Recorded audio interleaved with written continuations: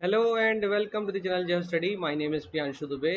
आज के हिंदू एडिटोरियल में जो बातें लिखी हुई हैं, पहली बात तो ये कि आपको मैं चाहूँगा कि आप पूरा वीडियो देखें, ये बहुत इंपॉर्टेंट है।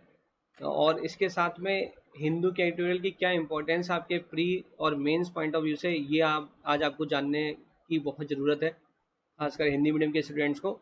इंग्लिश मीडियम के स्टूडेंट भी इसको देख सकता है, क्योंकि एट द एंड आपको कॉन्सेप्ट पूरा जो मैंने यहाँ पे समझाने की कोशिश की समझ में आएगा कि आखिर इस इंटेलेक्चुअल प्रॉपर्टी राइट्स को लेकर क्या बातें द हिंदू के इस एडिटोरियल में की गई।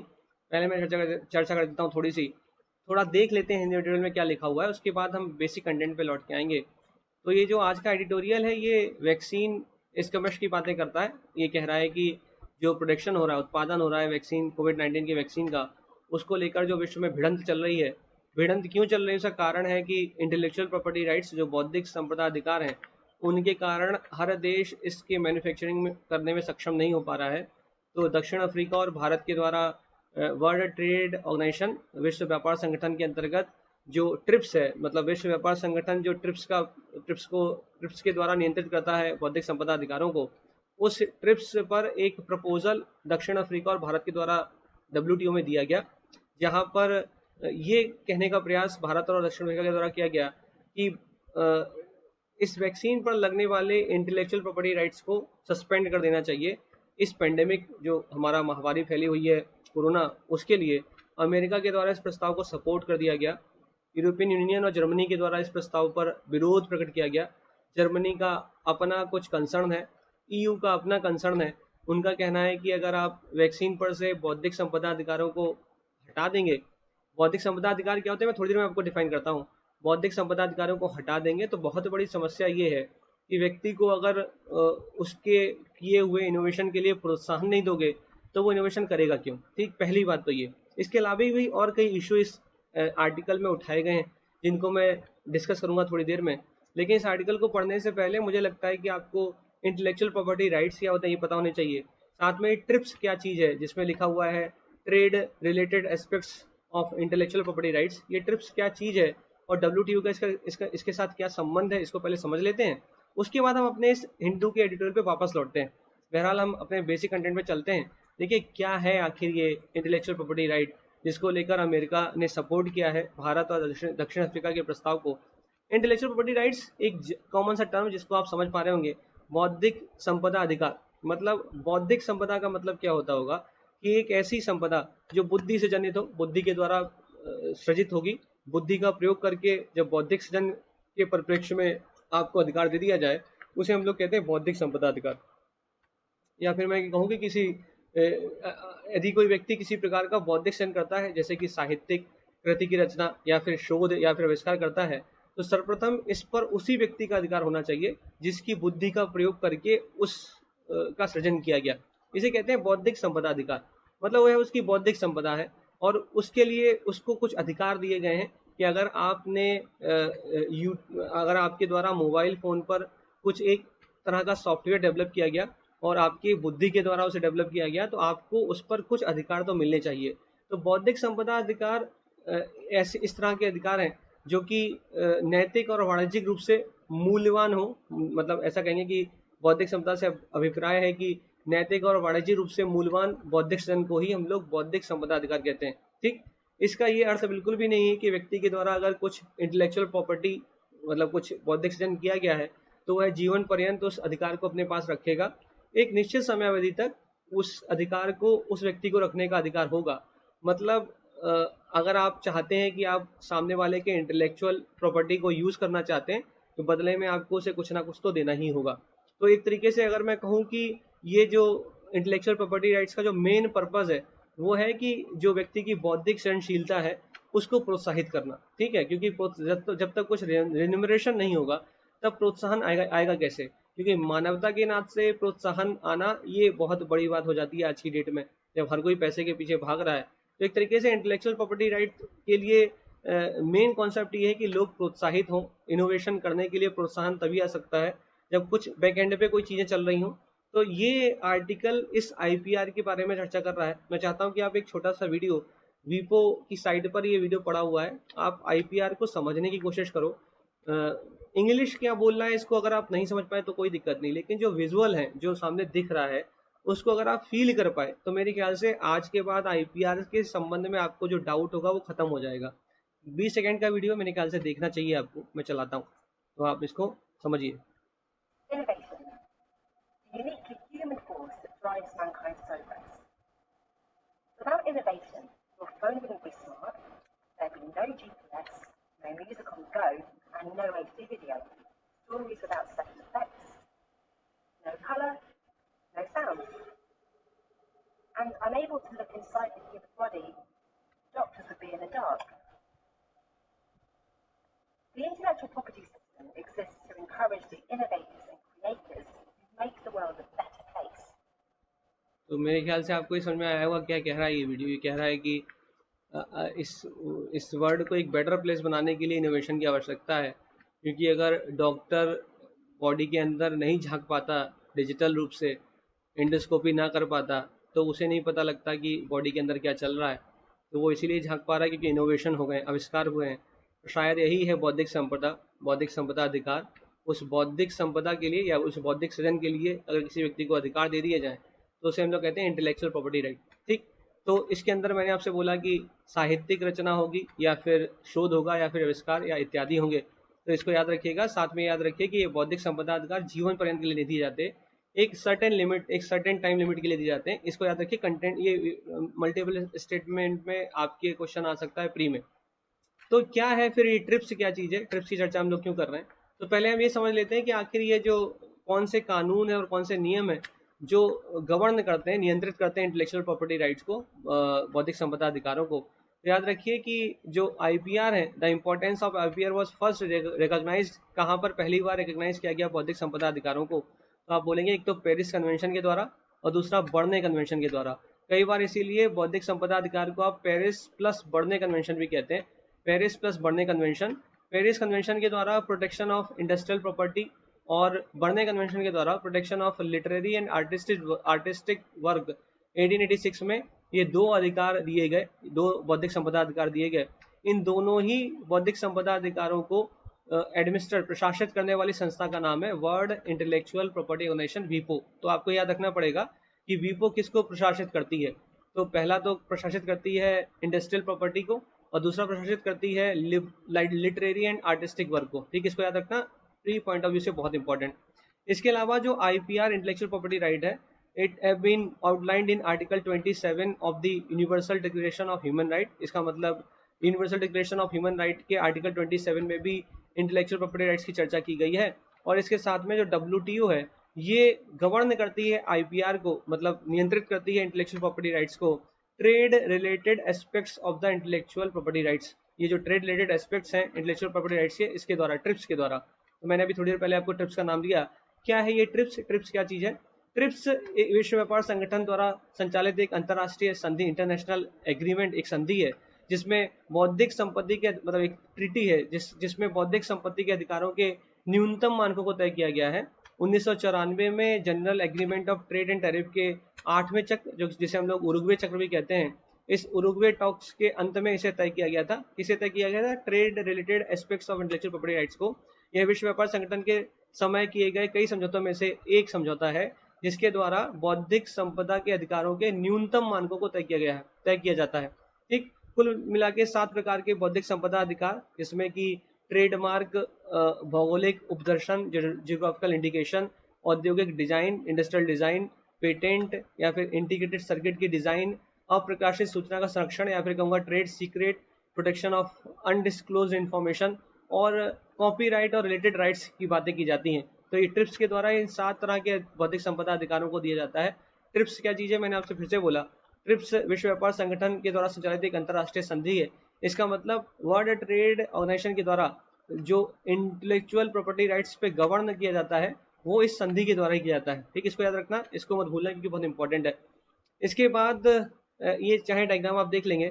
हम लोगों ने ट्रिप्स देख लिया और हम लोगों ने आईपीआर देख लिया। अब हम देखते हैं कि करंट एज में इशू क्या चल रहा है। तो मैंने आपको बताया कि इंडिया और साउथ अफ्रीका के द्वारा एक प्रपोजल रखा गया WTO में, और इसमें कहा गया कि members to temporally suspend rules on IP rights on vaccine. जो वैक्सीन पर जो IP right, intellectual property rights, बौद्धिक संपदा अधिकार हैं, उनको सस्पेंड कर दिया जाए for the betterment of developing और अंडर डेवलपिंग नेशन, क्योंकि विकासशील और जो बिल्कुल अल्प विकसित देश हैं, जो अंडर डेवलप कंट्री हैं, उनके लिए बहुत अच्छा रहेगा। ऐसा भारत और दक्षिण अफ्रीका के द्वारा प्रस्ताव WTO में रखा गया कि ट्रिप्स पे हमको थोड़ी छूट, मतलब ट्रिप्स पर जो इंटेलेक्चुअल प्रॉपर्टी राइट्स हैं उन पे सस्पेंशन, उनका निलंबन कर दिया जाए, ताकि वैक्सीन को आसानी से डेवलपिंग और अंडर डेवलपिंग नेशन में बना पाए।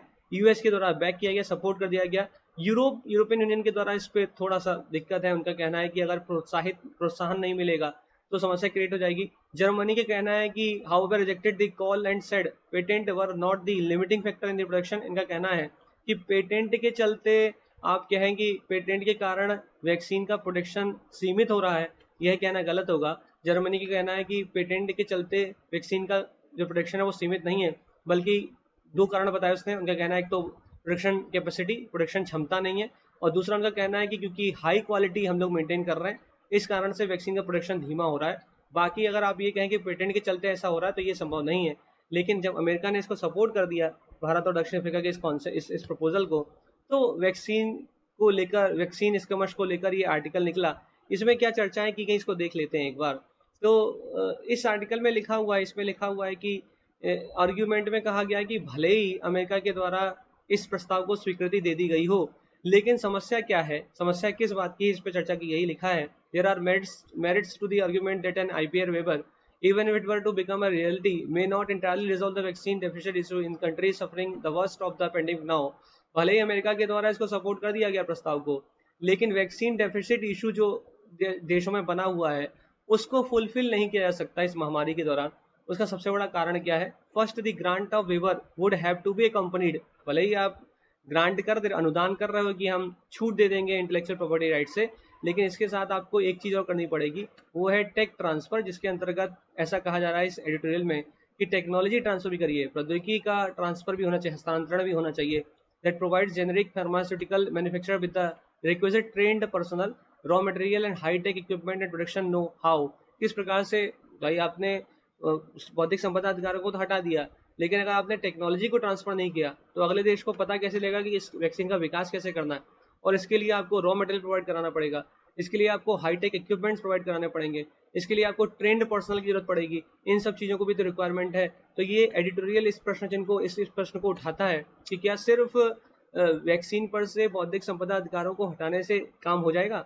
सेकेंड पॉइंट वो कह रहा है कि second, there must be a scientifically convincing answer to the question of how any vaccine then produced by these generic manufacturers, in all likelihood years from now, would pass the test of safety, immunogenicity and protective efficacy। second point बोल रहा है कि ठीक है, आपके द्वारा अगर manufacture कर भी ली गई, अगर मान लीजिए मैन्युफैक्चरिंग हो भी गई, जो विकासशील देश हैं या अल्प विकसित देश हैं उनके द्वारा, अल्प विकासशील मैं कहूँगा अंडर डेवलपिंग कंट्री हैं, उनके द्वारा अगर ये वैक्सीन का मैन्युफैक्चरिंग कर भी ली गई, तो ये जो वैक्सीन है ये प्रतिरक्षा जनित होगी भी कि नहीं होगी, या फिर मैं कहूँगा उसका प्रोडक्टिव एफिशिएंसी उसकी कितनी होगी, ये सेफ्टी है कि नहीं है उसकी, ये मतलब वो जो वैक्सीन है वो सही है लोगों के लिए नहीं है, ये कैसे पता लग पाएगा। थर्ड इशू वो उठा रहा है इस एडिटोरियल में, the impact on global supply chain for vaccine production should be examined so major disruption might be avoided.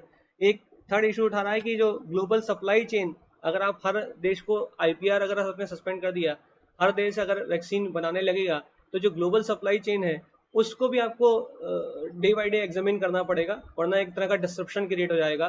तो इन तीन तरह की बातों को इस एडिटोरियल के द्वारा बताया गया। पहला जो मेन कंसर्न है वो तो यही रखा गया कि भले ही आप वैक्सीन पर से इंटेलेक्चुअल प्रॉपर्टी राइट्स को हटा दें, लेकिन सबसे बड़ी समस्या जो है वो है टेक्नोलॉजी ट्रांसफर की। तो अगर आप टेक्नोलॉजी को ट्रांसफर नहीं करते तो आपने हाथी के दांत खाने की कुछ और, दिखाने की कुछ और, ये वाला कॉन्सेप्ट लागू हो जाएगा। इसके साथ में कहा गया है कि बजाय इसके कि आप इंटेलेक्चुअल प्रॉपर्टी राइट्स को वेव ऑफ कर दो, इससे अच्छा है जो स्टॉक पाइल्स हैं जिनको आपने मतलब इकट्ठा करके वैक्सीन को रख लिया है, उनको तब तक के लिए, जब तक आप इस प्रपोजल को स्वीकार कर रहे हो, तब तक जो आपके पास इकट्ठी है वैक्सीन, जो आपने वैक्सीन को रख रखा है, उनको तब तक उन देशों को पहुंचाया जाए जहां पर महामारी बहुत हद तक फैल रही है। भारत को फोकस किया गया है खासकर इस पर्टिकुलर आर्टिकल के अंतर्गत। मैं चाहूंगा कि आप इस आर्टिकल को एक बार पढ़ें और ये जो पॉइंट 2-3 लिखे हैं उनको जरूर लिखें, ताकि आपके मेंस आंसर राइटिंग में बहुत अच्छा काम करें। देख लेते हैं कि आखिर इस पेटेंट को हटाने से क्या फ़ायदा होने वाला है। तो अगर vaccine are protected patent protected होंगी, तो इस पेटेंट के प्रोटेक्शन से क्या दिक्कत हो रही है कि only a few pharmaceutical companies from developed western countries would be able to manufacture it. अगर पेटेंट प्रोटेक्टेड है तो कुछ ही ऐसी मैन्युफैक्चरर फार्मास्यूटिकल कंपनी होंगी जो इसके मैन्युफैक्चर के लिए एलिजिबल है। बाकी डेवलपिंग कंट्रीज में जो मैन्युफैक्चरर कंपनीज होंगी या फार्मास्यूटिकल कंपनी होंगी वो उसको बनाने में सक्षम नहीं हो पाएंगी, बहुत पैसा उनको देना पड़ेगा। इस कारण से अगर पेटेंट के प्रोटेक्शन को हटा लिया जाए तो बहुत सारी सुविधाएं होंगी। तो इसके लिए आर्ग्यूमेंट भी मिल रहे हैं फेवर में कि अगर ट्रिप्स के रूल्स को रिलैक्स कर दिया जाए या सस्पेंड कर दिया जाए तो उससे क्या फायदा होगा। फेवर में कहा गया कि this would make the vaccine more available to people of developing countries and also LCD। इसके अलावा बोला गया life saving drugs and vaccine should be made available to everyone and pharmaceutical companies should not be looking to make profits out of this. There is an ethical and moral issue here. मतलब ethically और morally भी ये सही होगा कि अगर इस trips के द्वारा इंटेलेक्चुअल प्रॉपर्टी राइट्स को सस्पेंड कर दिया जाए वैक्सीन के ऊपर से। साथ में लिखा है विद पर्टिकुलर रेफरेंस टू कोविड-19 pandemic it is said that no one is safe unless everyone is safe. कोई भी जब तक एक व्यक्ति भी अगर छूट जाएगा तो फायदा क्या होगा, वो तो फैला देगा वायरस फिर से। In this respect it is imperative that vaccine are made available to everyone in countries affected since it can easily spread to all countries as seen in the first wave. और इसके अलावा लिखा है कि निरंतर संकट की स्थिति में बुनियादी स्वास्थ्य सेवाओं के उपयोग का अधिकार देने वाले एकाधिकार को देने वाले नियम समाप्त होने चाहिए। मोनोपोली जो चल रही है उसको समाप्त कर देना चाहिए कुछ समय के लिए। ये जो इंटेलेक्चुअल प्रॉपर्टी राइट बौद्धिक संपदा अधिकार इस वैक्सीन पर से हटा लेने चाहिए। लेकिन इसके विरोध में भी बातें हो रही हैं, आर्ग्यूमेंट भी किए जा रहे हैं made by opponents of trips wave कि आप ट्रिप्स को वेव नहीं कर सकते, वेव ऑफ नहीं कर सकते। इसके लिए क्या आर्ग्यूमेंट किए जा रहे हैं कि unless corporation are rewarded for their innovation invention and innovation they would be unable to recoup amounts invested by them in research and development। जो वो रिसर्च और डेवलपमेंट में पैसा खर्च कर रहे हैं अगर उनके उस कॉर्पोरेशन के लिए उसके लिए रिवॉर्ड नहीं मिलेगा, उसको उस रिसर्च एंड डेवलपमेंट में लगाए हुए पैसे का मुनाफा नहीं मिल पाता तो वो काहे के लिए इनोवेशन करेगा।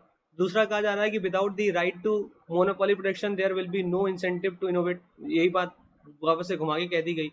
They also claim that companies in the developing world do not have the capacity to manufacture vaccine और drugs on a large scale. ये भी कहना है कि जो डेवलपिंग नेशन है उनके पास इस ड्रग को मैन्युफैक्चर करने के लिए लंबे लार्ज स्केल में मैन्युफैक्चर करने के लिए कैपेसिटी नहीं, क्षमता नहीं है।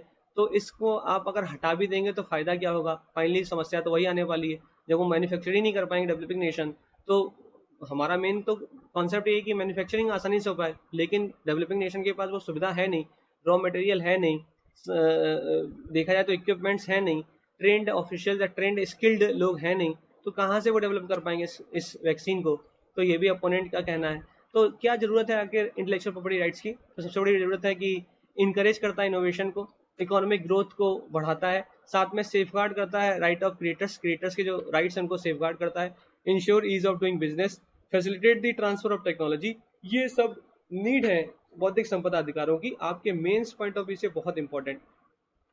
तो चाहे आप हिंदी मीडियम के हो और चाहे आप इंग्लिश मीडियम के हो, अगर आप इन 1 2 3 4 5 पॉइंटों को जीवन पर्यंत के लिए याद कर लें तो कैसा भी क्वेश्चन बौद्धिक संपदा अधिकार से आएगा, आप अपने विजन में, आप अपने कंक्लूजन में, आप अपने इंट्रोडक्शन में, आप अपने मेन बॉडी के अंदर इन पॉइंट को जरूर पुट कर सकते हैं, ये आपको बेनिफिट ही देंगे। इसलिए मैंने बोला कि ये हिंदी और इंग्लिश के टेंशन को मत लीजिए, पूरा आर्टिकल जरूर पढ़िए और उसको सुनिए कि आखिर इस आर्टिकल में क्या लिखा हुआ और क्या बातें करी गई हैं।